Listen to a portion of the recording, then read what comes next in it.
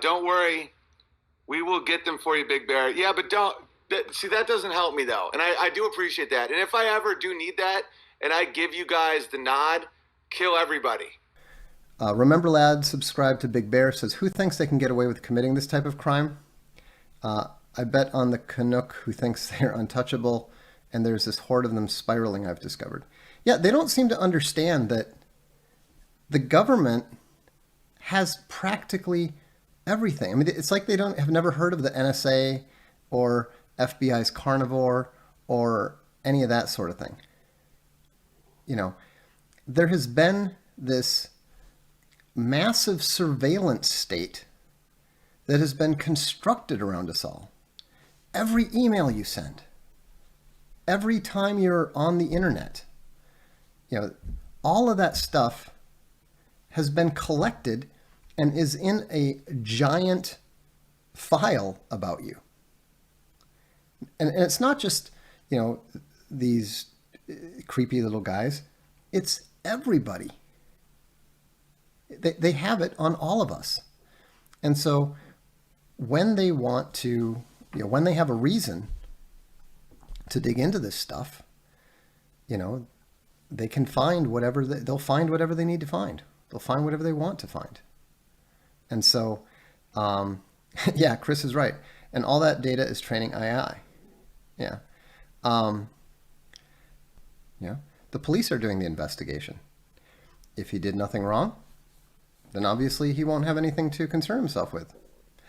But if someone closely affiliated to him, closely and directly affiliated to him did something wrong, then they're probably going to find out exactly who did what and so forth. So you need to understand that everything you do on the internet is logged, tracked, recorded, and filed. We already know that you guys are desperately attempting to commit tortious interference.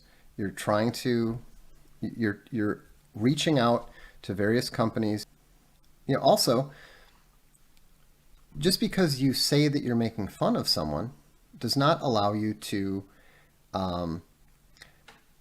commit defamation. It does not allow you to slander them. It does not allow you to harass their families. It does not allow you to pretend that you are them. You know, people who are enemies are the people who attempt to affect your job. And Alan Powell, someone go and make his life hell if you can, because he deserves it. If you can figure out where he works, try to get him fired. Fuck him. He should get fired. So if there's any like autistic people who want to have a good time or something, can you just figure out where this guy's works, call up his work, and get him fired because he's an asshole? This is Owen's enemy. Being a part of the Bears is like being in an ancient Germanic war band. They send stuff to people's places of employment saying that you're trying to kill people. They literally emailed an old boss of mine saying that I tried to kill a family online, that I called for the killing of a family on my channel. This is the shit they do. Who attempt to harm your family, who attempt to attack your children. You know, those are the people who are enemies, and those are the people that you never ever stop going after. Those are the people we just cut out of our community, of any other community they're in if we can, of the whole world if we can. Those people are useless vagrants, cretins. So those are the people we get rid of. I don't know why people want to poke hives of weaponized autists. I know people that get people fired that fuck with me, and I never tell them to do that. I have like thousands of weaponized autists. I can find out who you are, where you work. Like that one guy that was driving to my house and doing all those videos and shit. I know the exact dog place he works. I know his name. I know where he lives. I didn't get him fired. I didn't go after him. While that was happening, I had my weaponized autist. They found the exact place. He works at a dog walker's place. I found out his address, where he lives, everything. If he had came here, I would have destroyed his life.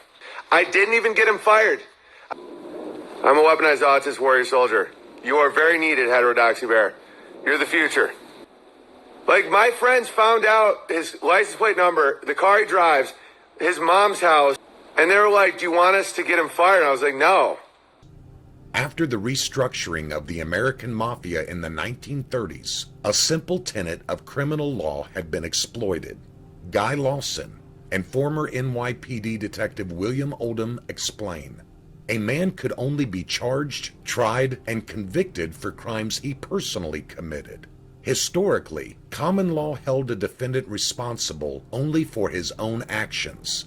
If a mob boss didn't pull the trigger, if he could plausibly deny instructing a hitman to murder a victim, it was hard to make a case against him. There were conspiracy laws, but they were extremely difficult to prove because of the strict rules of evidence and hearsay.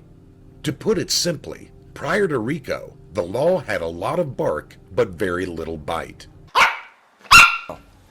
I watched Kyneton Bear slaughter a sheep for the first time. I thought it was going to be like a moment for him.